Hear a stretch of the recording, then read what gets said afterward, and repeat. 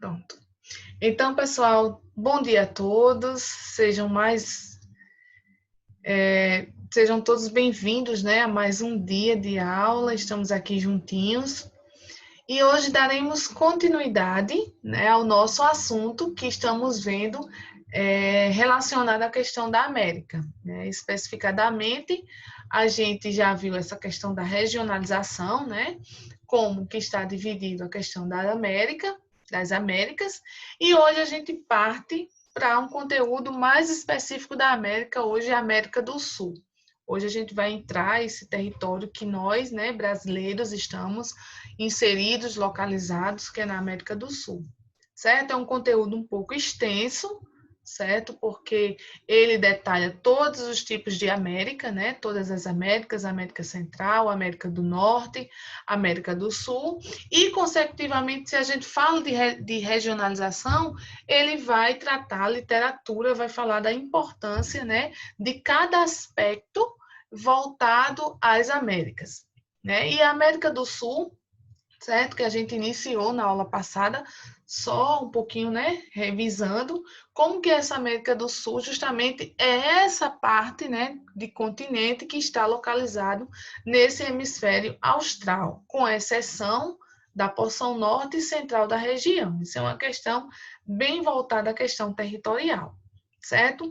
E com relação à sua característica natural, né, se diferencia por sua variedade, né, com relação à sua biodiversidade, ao seu clima, à sua vegetação, à sua fauna, à sua flora, né? Então, é uma região, né, um território que apresenta essa grande diversificação, né? Desde a uma floresta equatorial, como é a nossa floresta amazônica, né, a nossa região amazônica, até ao deserto, né, mais seco do mundo, ao Atacama, certo? Então, vejam a disparidade de características dentro desse território da América do Sul.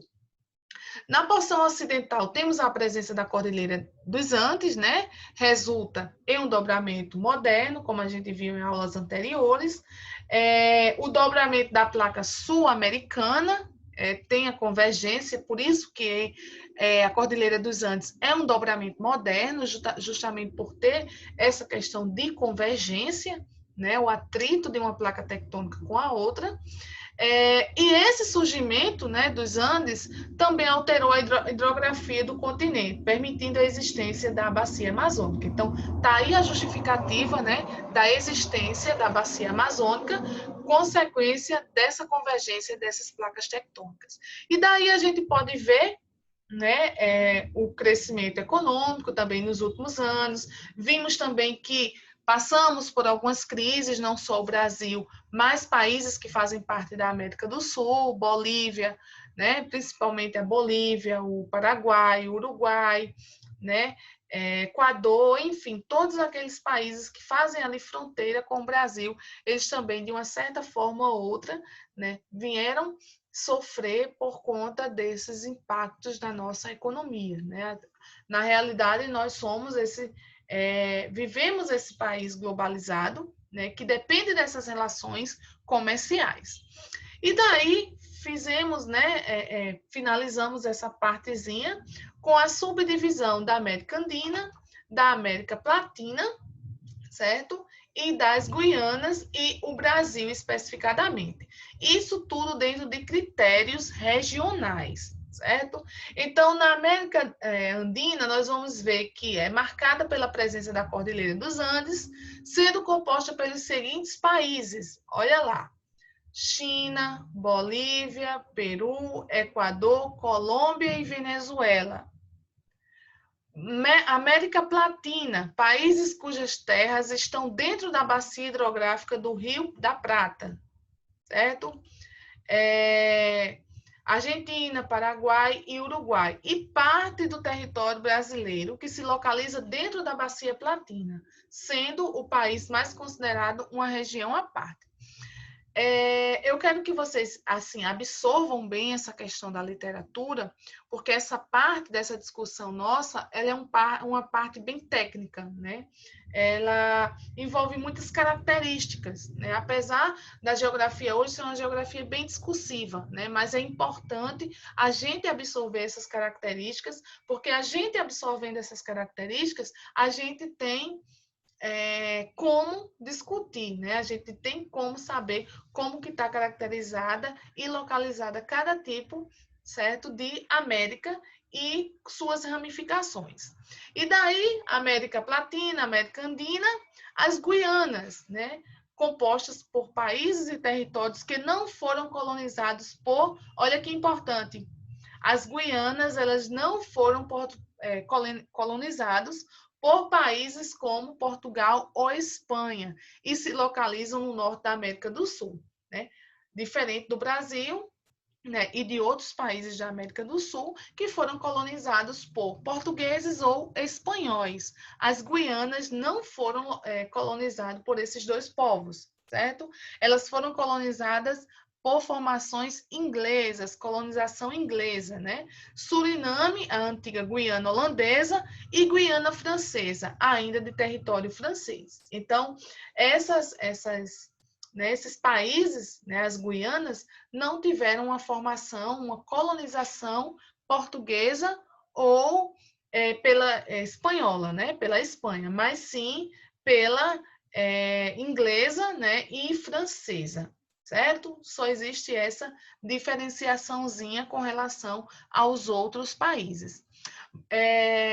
Mencionando o Brasil, né, devido à sua extensão e às suas peculiaridades em relação aos demais países, é considerado uma região à parte, né, justamente por conta da sua grande dimensão, certo? Por conta da sua grande dimensão continental, por conta da sua grande dimensão territorial, né? A sua grande biodiversidade, a sua importância cultural. Então, o Brasil, ele fica-se, né, considerado uma região à parte com relação a essas outras características, certo?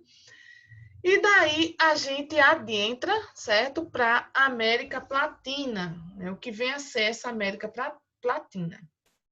A América Latina abrange uma área da América do Sul, certo? Isso é de praxe, que predomina o clima subtropical, aí vem todas as nossas características, toda a nossa definição, sendo, né, encontradas formações como o Chaco, o Pampa, o Pantanal, e a população é predominantemente de origem europeia, na Argentina e no Uruguai. Por isso, pessoal, que o sul do Brasil, né, mais especificadamente região de Santa Catarina, Curitiba, Paraná, né, Rio Grande do Sul, as formações, né, da população, ela é uma população híbrida, justamente por conta dessa formação que está pertinho aí da Argentina e do Uruguai e ser de formação europeia. Então, nós vamos encontrar muitos franceses, principalmente italianos, né, no sul do país. A descendência ela é muito presente,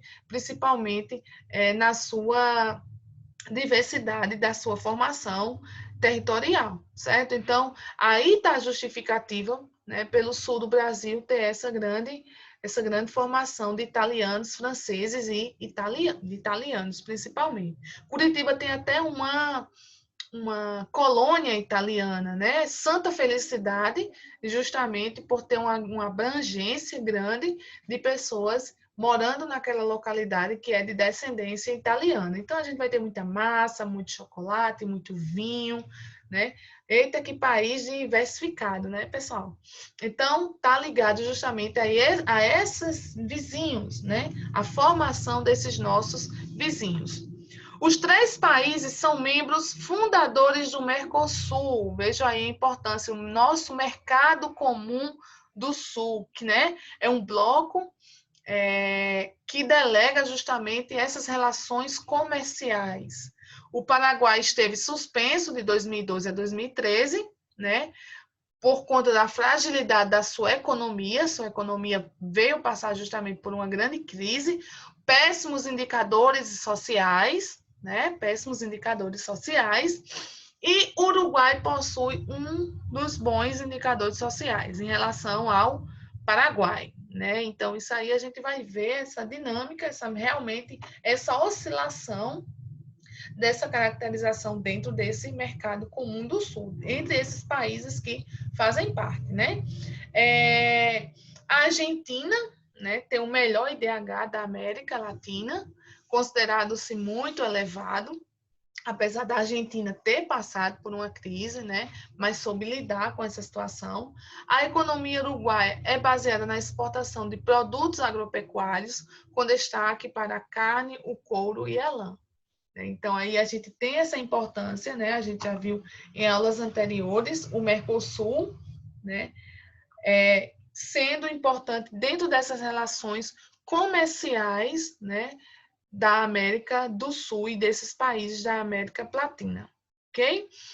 Onde entra aí agora a Argentina, né? A gente estava vendo que a Argentina se destaca pelo seu IDH, a sua economia, né? A terceira economia da América Latina, né? Isso são dados recentes, então, da América, né? Da América Latina. O Brasil, ele, a nível mundial, como eu falei para vocês na aula passada, perde essa posição, né? De 10ª colocação e desce para a 12ª, consequência de vários fatores, uma administração descontrolada, né? Uma economia em recessão, uma educação com péssimos baixos de índice de desenvolvimento, né? E assim sucessivamente. Dentro, né, o G20, né, que fazem parte dos grupos dos maiores, né, dentro da economia mundial, a Argentina, né, também faz parte desse G20, e ela disputa a hegemonia com o Brasil. Então, apesar de ter relações comerciais, né, existe uma disputa entre esses dois países, né, dificultando muitas vezes o desenvolvimento do Mercosul, né, que mantém estreita relação econômica com o país vizinho. Então, esses países eles estão interligados, eles estão relacionados para, assim, desenvolver uma maior economia e, consequente, uma maior rentabilidade dentro das relações comerciais, certo? Porém, existe uma certa disputa comercial, né? Uma disputa econômica que faz que, muitas vezes, a disputa, né, um país ou outro ele perca forças, certo? Historicamente, a economia argentina se baseou na exploração de recursos naturais e na agropecuária, com destaque para o trigo, a soja, a carne e o couro. Então, veja bem que até os produtos comerciais, né, batem com os produtos comerciais aqui do Brasil, né? A produção de vinho e a indústria alimentícia também se destaca na Argentina, né? A partir da década de 90, com a abertura econômica, né, fazendo parte desse G20, né, desses países altamente desenvolvidos, o país passou por um processo de industrialização que diversificou o seu parque industrial. Então, se a gente acha que o nosso país teve uma industrialização tardia, né, a Argentina também passou por esse processo industrial de uma forma tardia, né? E o parque industrial argentino também se destaca a indústria automobilística, a indústria mineradora e a indústria eletrônica, certo? Nos últimos anos, houve um grande crescimento no setor da construção civil e do turismo, né? Atrelado também ao que vem crescendo aqui no Brasil, né? Quando a gente iniciou a crise, né, um dos setores que menos foi afetado foi a construção civil. Isso a gente não pode dizer essa mesma coisa hoje, né? Está afetado, o turismo está afetado, né? Não só pela crise econômica, mas também por essa pandemia atual que nós estamos vivendo. E a Argentina passou por diversas crises econômicas no decorrer, desde a sua formação até os dias atuais, que vieram gerar grandes problemas, né? Altas taxas de desemprego, de inflação, a recessão no país também foi terrível, né? Conta a literatura que até supermercados eles vieram ser saqueados, né? Também a Argentina passou por um processo ditatorial, assim como o Brasil, né, passou por um regime de ditadura, que foi marcado por violência, por sangue, né, foi marcado por uma derrota da Guerra das Malvinas, e o país passou por um processo de redemocratização. Ele foi se reerguendo, né, ele foi sendo redemocratizado, certo? A partir de 83. Em 99, entrou numa grande, né, profunda crise econômica, gestada nos governos anteriores, mas que causaram a renúncia do presidente Fernando de la Rúa em 2001. A Argentina declarou moratória da dívida externa e da taxa de desemprego chegou a 25%. Pessoal, olha ao ponto que chegou o nosso vizinho, né? Dentro dessa crise. Se a gente está hoje, acho que a nossa taxa de desemprego está quase 14%. O Brasil está nessa informalidade, nesse desemprego, nessa falta de perspectiva grande. Você imagina a taxa a 25%, né? Então, foi um grande índice, né, que marcou a Argentina dentro desse cenário, né, de crise mundial. Em 2003, já com a crise relativamente controlada, né, assumiu o Nestor, né, Kirchner, que empreendeu uma política de intervenção estatal na economia e promoveu um período de grande crescimento. Assim, né, como é em todo o país, né, ele passa também por recessões, passa por crescimento, desacelera, cresce novamente, né? A economia cai, a economia cresce, a economia volta a se desenvolver. Na Argentina também não foi, né, diferente. Em 2017, a esposa dele assume, né? O governo ele passa a oscilar de novo, períodos de crescimento, de recessão, e desde 2011 a Argentina não registrou o crescimento do PIB por 2 anos consecutivos. Ele estagnou, a economia ficou estagnada. Em 2015, Maurício Macri assumiu o poder e encerrou 12 anos, né, daquela oligarquia, quebrou aquela oligarquia que estava administrando o poder há 12 anos. Né? E o seu governo tem grandes reformas econômicas. Ele partiu, né, para tentar salvar a economia, partiu através, né, de reformar, de dar uma nova dimensão a essa economia, tentando integrar o país na lógica do comércio global. Então, ele tentou, né, salvar essa economia através dessa internacionalização comercial, né, de abrir as fronteiras desse país, né, a adesão de alguns países para fortalecer essa economia, né, fortalecer as relações comerciais, certo? E tomar certas decisões, né, para que a população ela voltasse a integrar esse destaque, né, no cenário comercial, né, de aumentar as tarifas básicas, provocou ondas de manifestações pelas ruas no país, demonstrando descontentamento da população. Então, isso não acontece só no Brasil, isso não acontece só na Europa, isso não vem acontecendo só nos Estados Unidos, né? Mas onde existe uma política de desestabilização, as pessoas elas têm esse livre-arbítrio, né? Essas pessoas têm o livre discernimento de poder lutar, né? Essa liberdade, essa democracia por melhores condições em todos os âmbitos, principalmente econômico e social. Né? Então, as manifestações elas são pertinentes, né? E fazem com que o cenário, né, de crise ele volte, ele acabe e volte a se desenvolver aquele país. Assim foi na Argentina. Né? A América Andina, né? Pessoal, não sei se vocês observam, né, que essa caracterização das Américas ela é uma forma assim também descritiva, mas é que é importante a gente entender esses fenômenos, né, que acontecem nesses países, para que a geopolítica, né, a geografia voltada a essa política econômica é justamente isso, não só entender o Brasil, como a gente vinha discutindo, mas a gente entender esse cenário internacional, a gente entender esse cenário global e principalmente desse cenário dentro das Américas, né? A gente vai levar algumas aulas aí, certo? Nessa caracterização da América, de todas as Américas, e aí a gente entende esse processo globacional e a gente entende realmente o que é geopolítica, né? A geopolítica precisa-se de muita leitura, né? Precisa-se de muita leitura, porque a gente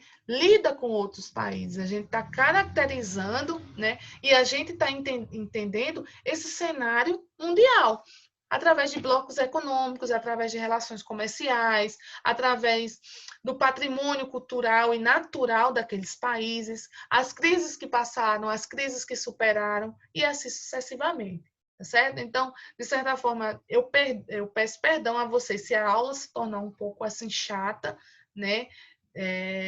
Muito metódica, mas é porque o conteúdo ele faz jus, certo? E requer muita leitura e entendimento. Mas eu queria saber só se vocês estão entendendo, acompanhando a leitura, certo?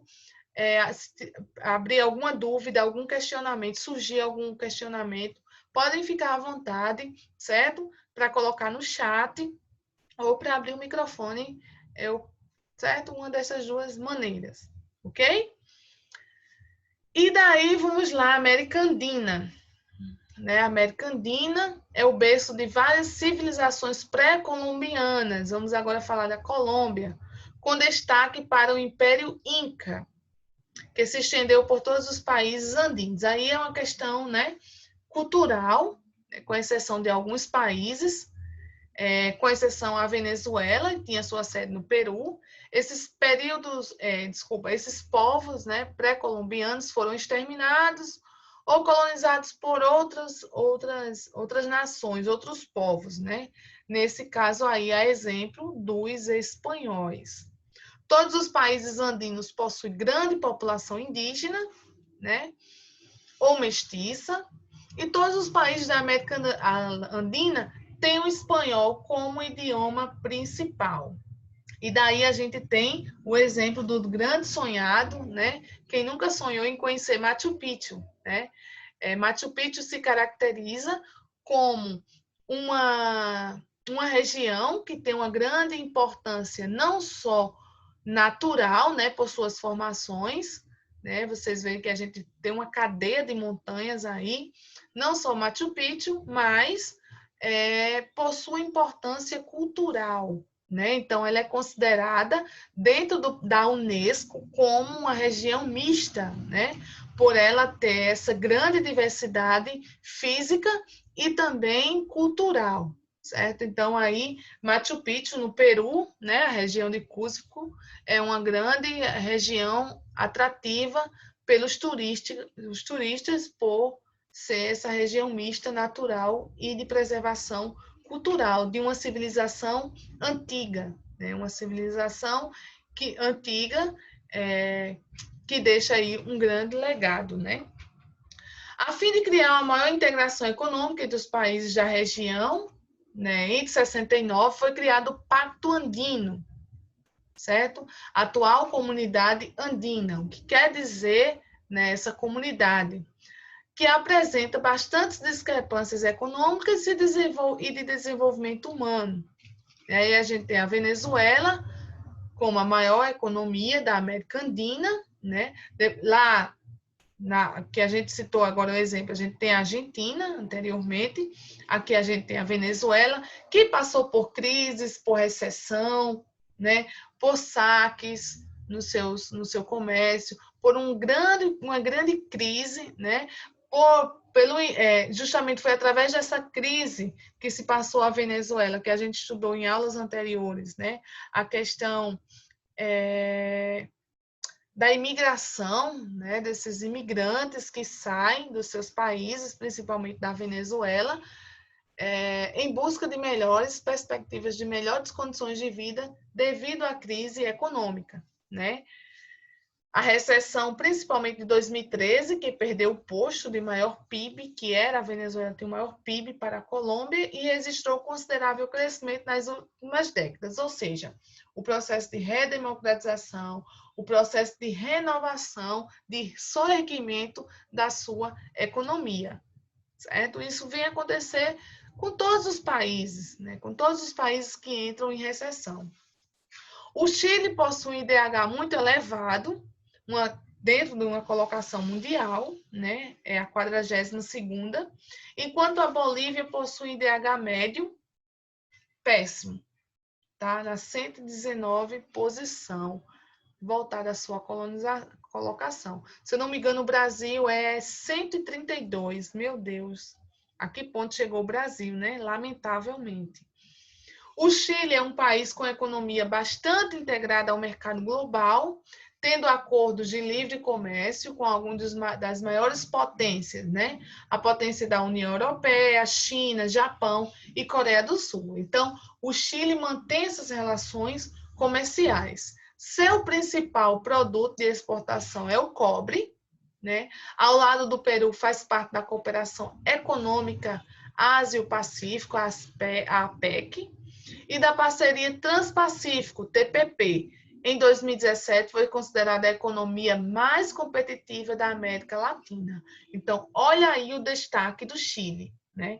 Tem as suas relações comerciais com países altamente desenvolvidos, China, Japão, Coreia, né, União Europeia, e tem no cobre, né, o seu produto de exportação, certo? E a Colômbia, né, que faz parte dentro dessa América também, dentro dessa relação. O presidente colombiano, né, Juan Manuel Santos, recebeu o Prêmio Nobel da Paz pelo esforço de buscar um acordo com as Forças Armadas Revolucionárias da Colômbia. Vocês vejam, pessoal, que esses países, eles sempre estão buscando apoio, né? Hoje eu vejo o Brasil como uma bolha, né? Quem era o Brasil visto diante desse cenário, né, internacional? Eu sei que a gente aqui, o Brasil não chegou ainda em evidência, mas só quando a gente vê esses países andinos, né, esses países da América do Sul, né, tão bem encaminhados, né, com relações comerciais, e o Brasil é como se ele tem se fechado, né? É como se ele fosse autossuficiente, né, ao ponto de não manter relações comerciais e acordos com outros membros, com outras políticas econômicas, né? Então, é como se a nossa política econômica tivesse estagnada. E é o que a gente vê hoje, realmente. Você não vê saídas, né? Você não vê expectativa, você não vê absolutamente nada, né? Infelizmente. E daí a gente está na Colômbia, né? As Farc é uma organização de guerrilha, né? De inspiração marxista-Lenin, que tem Lenin, né?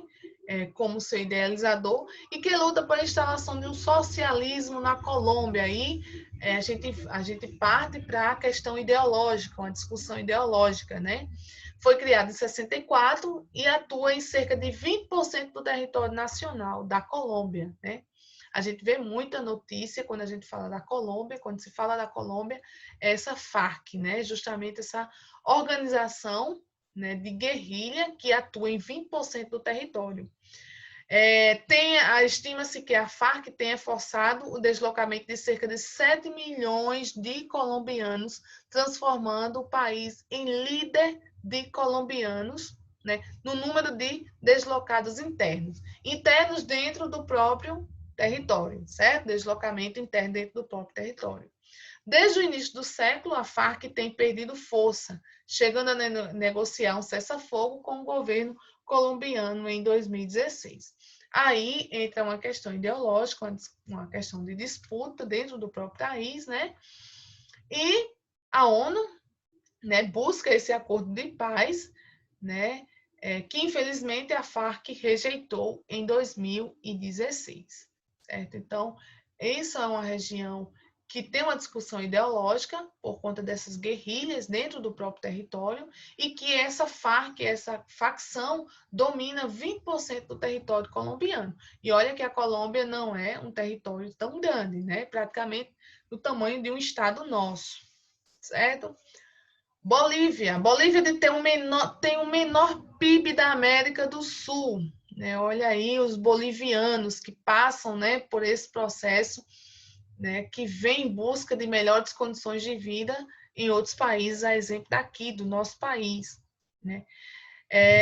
Uma questão importante é a questão, em 2006, da Previdência, passa por uma eleição, né, que tem na América do Sul, foi o primeiro país a eleger um indígena, né, para presidente da República em 2005, mas em 2006, na Previdência, Evo Morales, né, tão conhecido aí nas relações comerciais, né, com o Brasil, em alguns anos atrás, de origem aimará, tem orientação política socialista e foi um líder sindical dos plantadores de coca.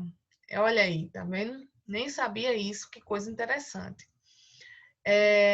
Por isso que a geopolítica é importante, que faz a gente conhecer, né, essa realidade, né, de outros países. Então, ele se destacou, né, isso é uma curiosidade, ele se destacou do jeito que, né, o governo populista, exemplo de Lula, né, se destacou como líder sindical, né, dos metalúrgicos e aí ganhou a popularidade. Evo Morales se destacou, né, tendo essa origem aimará, de uma orientação de uma política socialista, ele foi líder dos plantadores de cocaína, né? Em nome do país, era o Estado Plurinacional da Bolívia, instituindo Sucre como capital e o símbolo nacional. E aí a gente pode ver Ripalá é uma bandeira tradicional indígena que se tornou símbolo nacional da Bolívia. Olha, pessoal, que interessante. Aqui no Brasil tem uma população indígena, né? Uma população indígena, uma etnia, que se chama Iapixana, né? Olha o Iapixana de onde vem. Né? O Iapixana vem justamente dessa ligação, né, próximo à Bolívia, consequentemente dessa população indígena, né, que também se faz parte na Bolívia. Então, vejam essas relações como são importantes. A gente tem um Iapixana aqui no Brasil, né? Além disso, o governo iniciou um programa de reforma agrária na Bolívia, né, e realizou a nacionalização de empresas estrangeiras, inclusive de refinarias da Petrobras. Foi onde houve aquela grande polêmica, né, a relação de Lula com Evo Morales, muito amigos dois. E em 2016 tentou uma manobra para alterar a Constituição e continuar no governo, mas esta foi rejeitada pela população. Então, ele perdeu, foi rejeitado pela população, né? Mas ele tinha esse objetivo, né? Esse interesse com relação a essa internacionalização, né? Essa nacionalização, de tornar essa nacionalização da Petrobras, né? Ter uma refinaria também lá. E aí a gente sai da Bolívia, né? E a gente vai para Venezuela, né? O que é que vem dizer a Venezuela com relação, fazendo parte desses países, né, andinos, esses países da América do Sul. A Venezuela tem sua economia fortemente baseada na exportação de petróleo. Então, assim como o Brasil, é uma região rica em petróleo, faz parte dos membros, né, dos países, né, produtores de petróleo, a OPEP, junto com o Equador. E a venda de combustível fóssil, olha aí as energias, nossa energia, né? A importância desses combustíveis fósseis faz com que o país ocupe o posto de terceiro maior PIB da América do Sul. Olha que interessante. Então, se faz parte dessa organização, né, dos países exportadores de petróleo, certo? E que torna a sua economia a terceira maior, tem o maior PIB da América do Sul. por muito tempo, né? Vem aí perdendo nos últimos anos. Mas as crises internas, como existe em todo o país, aliadas com as baixas no preço do barril de petróleo, levaram o país a entrar em profunda recessão em 2013, né? Bem parecido aqui no ano em que o país também, né, começou a entrar em recessão, começou a entrar em uma crise. Hugo Chávez, em 99, assumiu o poder e empreendeu o que chamou de Revolução Bolivariana. O governo de esquerda, de orientação socialista, utilizou os recursos da venda de petróleo para patrocinar a diminuição das desigualdades sociais no Brasil. Então, ele usou esse recurso para tentar diminuir, né, as desigualdades pertinentes no Brasil diante dessa crise, né, que vinha passando o país. Então, Hugo Chávez, né, um socialista de esquerda, teve essa iniciativa. E daí, né, a população pobre, ela foi o quê? Diminuindo. Ela saiu de 50% para 31%, né? Da extrema pobreza de 20% para 9,5%. Então, foi uma estratégia, né? A gente sabe que os governos socialistas, os governos de esquerda, eles são governos que têm essa iniciativa, que têm essa visão, né, de olhar pela camada da população mais pobre, e ele conseguiu, né, reverter o quadro. Ele conseguiu reverter o quadro, onde em 2006, né, infelizmente, houve essa mudança que foi rejeitada, né, pelo Paraguai. São países que eles estão, pessoal, se vocês observarem, eles estão bem relacionados um com o outro, certo? O chavismo tem sido criticado pela falta de democracia, né, por alguns críticos. Hugo Chávez faleceu e Nicolás Maduro, seu vice, quem assumiu o poder, dando continuidade à política de Hugo Chávez. E inaugurando um culto, ou seja, as pessoas idealizavam, né, idolatravam Hugo Chávez. Né? Então, continuou essa política do chavismo. O país passou por uma profunda crise política e econômica também, certo? E as causas da crise estão ligadas, consequentemente, à política econômica do chavismo. Então, vejam o que Hugo Chávez, né, ele veio, né, fazer, e Evo Morales, né, também o governo dele dá continuidade ou vice-versa, certo? E daí a gente tem o sobe e desce de política econômica, né, de recessão, de queda, né? A Venezuela ela passa por uma grande recessão, o PIB em 2014, há um aumento do desemprego, da superinflação, chegando, pessoal, a 800%. E uma crise de desabastecimento da população. É quando a população entra em desespero